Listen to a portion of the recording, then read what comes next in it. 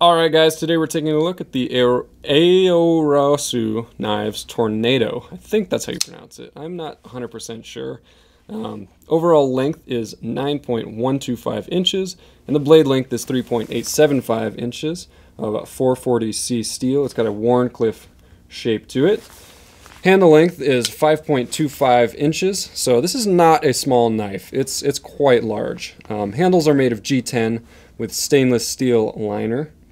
And the weight is 6.14 ounces. Here's a tactical clothespin for size comparison.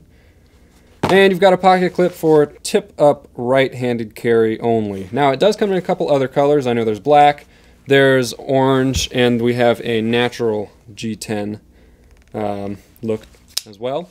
So go ahead and buy this knife at bladehq.com. This is the Aiorosu Knives Tornado.